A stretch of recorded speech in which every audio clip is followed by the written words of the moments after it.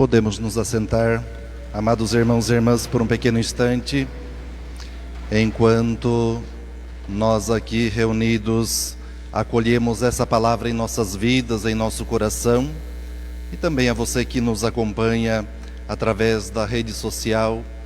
Somos convidados a abrir nossa mente, nosso coração, nossos ouvidos, para que essa palavra também venha trazer o Espírito Santo de Deus com seus dons, seus carismas, e venha fecundar a nossa vida, a nossa família, venha fecundar a nossa comunidade, para que nós possamos viver iluminados pelo Espírito e assim cumprirmos a nossa missão na graça e na bênção de Deus. Quando nós olhamos para a liturgia que nós ouvimos, a primeira leitura do livro dos Atos nos relata 50 dias após a ressurreição, ou como acontece esse derramamento do Espírito Santo de Deus sobre a comunidade reunida. Estavam eles reunidos em Jerusalém, assim como nós estamos aqui hoje reunidos em oração e rezando. De repente vem o barulho, de repente parece que é uma ventania, uma tempestade, e logo então desce sobre a comunidade reunida, como que línguas de fogo, e então aí vem o Espírito, que é um Espírito de unidade, de comunhão, de entendimento, pois diz a palavra, ali tinha pessoas ao redor do mundo todo, e aquele que era alemão ouvia a pregação dos discípulos na língua alemã, aquele que era francês ouvia a pregação na língua francesa, aquele que era chinês entendia a pregação dos discípulos em chinês, e assim então o Evangelho vai sendo difundido, e assim a igreja vai evangelizando e anunciando, enfim, o Evangelho de Cristo. O relato é o relato de como aconteceu o derramamento de Pentecostes. São Paulo, quando ele fala do Espírito Santo, ele já entende de uma forma diferente, e ele fala que esse Espírito está presente em nós, e nós formamos a igreja, que é um corpo, feito de vários membros, de vários ministérios, mas um mesmo é o Espírito, e a cabeça desse corpo é Cristo. A cabeça que comanda, a cabeça que ilumina, a cabeça, enfim, que revigora esse corpo que somos nós, com os nossos dons e carismas, que damos vida e dinamismo também a esse corpo.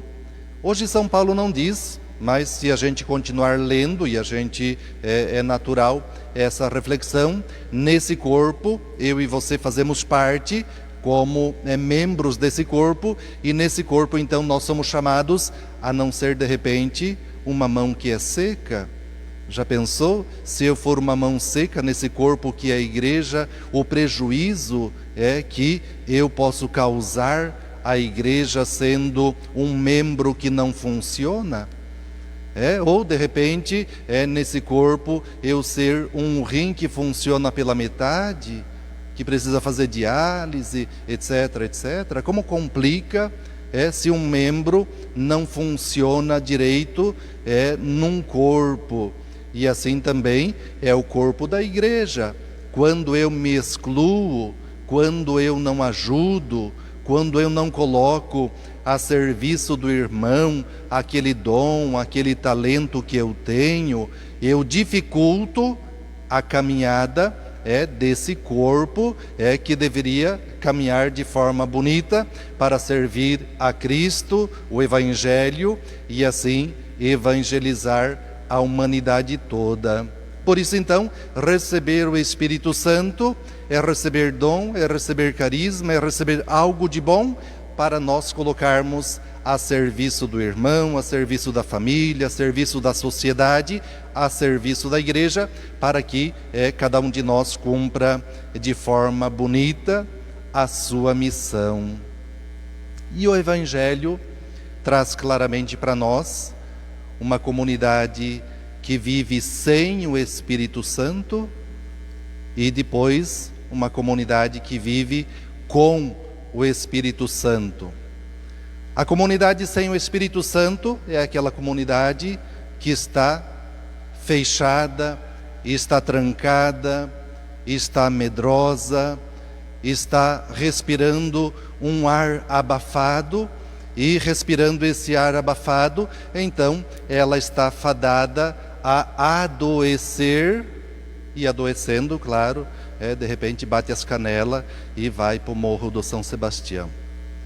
Então, é uma comunidade onde não tem o Espírito Santo, ela se tranca, ela é fechada, ela é medrosa, ela não abre as portas porque o medo não deixa que ela saia da porta para fora. E essa comunidade sem o Espírito Santo foi a comunidade que traiu Jesus. Foi a comunidade que abandonou Jesus.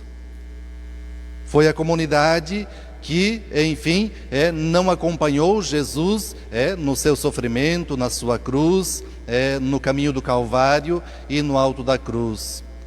Com certeza vocês conhecem pessoas que abandonaram a fé, abandonaram a igreja, abandonaram o seu Cristo, abandonaram o seu Jesus. É a pessoa sem o Espírito Santo de Deus, que é a primeira comunidade. Eles traíram, abandonaram, deixaram Jesus se virar por si, e aí estão então medrosos, trancados no escuro, e enfim, estão fadados a morrer, estão fadados, enfim, a desaparecer. E então Jesus, não por merecimento, aquela comunidade não merece que Jesus venha e se coloque no meio delas. Mas aquela comunidade, por misericórdia e por amor, Jesus vem e se coloca no meio da comunidade, deseja paz para que ela perca o medo. Mesmo assim, eles não reconhecem Jesus. Para que eles possam reconhecer, Jesus tem que mostrar as mãos e o lado. E o que tinha na mão de Jesus? Os buracos da cruz, dos pregos. E então eles têm que ver os buracos dos pregos na mão de Jesus, para não confundir Jesus com um fantasma. E ao reconhecer Jesus, então começa a ter alegria naquela comunidade. Jesus novamente deseja a eles a paz e diz o quê? Assim como o Pai me enviou, assim também eu envio vocês. E sopra sobre eles, para que eles recebam o Espírito Santo, e assim então as portas vão se abrir, o medo vai passar, a confiança vai vir, e daquelas portas que se abrem, daqueles homens e mulheres que recebem o sopro do Espírito Santo, é que nós recebemos o anúncio da palavra, o anúncio da fé, o anúncio do Evangelho, e que hoje nós então estamos aqui alimentando a nossa fé. Ou seja, a comunidade com o Espírito Santo, ela vai abrir as portas, ela vai ser missionária, ela vai anunciar, ela vai pregar, ela vai dinamizar a sua vida de seguimento de Cristo, e assim vai anunciar nele vida, vai anunciar nele luz e salvação. E é interessante, terminando, depois o atual imperador ainda quer dar um testemunho para a comunidade da sua experiência com o Espírito Santo de Deus. Terminando ainda, padre, gostaria de lembrar essa questão do sopro, O sopro, Jesus sopra sobre eles para que eles recebam o Espírito Santo, e esse sopro de Jesus nos lembra de outro sopro. Lá o sopro do livro do Gênesis. Lá no livro do Gênesis diz que Deus começa a trabalhar o barro, vai trabalhando o barro, e vai moldando com aquele barro uma escultura, e do barro trabalhado, enfim, se torna uma escultura completa. E para que aquele barro se torne ser humano, o que é que faz Deus? Deus sopra nas narinas do ser humano. E então lhe dá o hálito da vida, sopra o Espírito nas narinas do homem, e então aquele amontoado de barro se torna Padre Mário, Dona Maria, seu José, seu João, seu Pedro. Se nos falta o Espírito, nós somos um amontoado de barro. Se nos falta o sopro divino, não somos mais do que um amontoado de barro. E por isso então é que Deus sopra nas narinas do homem, e aquele amontoado de barro se torna ser humano, se torna a nós, e assim Jesus também sopra sobre os discípulos para que eles recebam o Espírito Santo de Deus e não sejam somente um amontoado de barro, mas eles possam viver na luz, na fé, na graça, e assim possam, enfim, cumprir com amor, com carinho, a sua missão. Peçamos à Mãe da Graça que ela interceda por nós e que nós também, aqui reunidos hoje, renovemos esse hálito divino, esse sopro do Espírito Santo de Deus na nossa vida, na nossa caminhada cristã.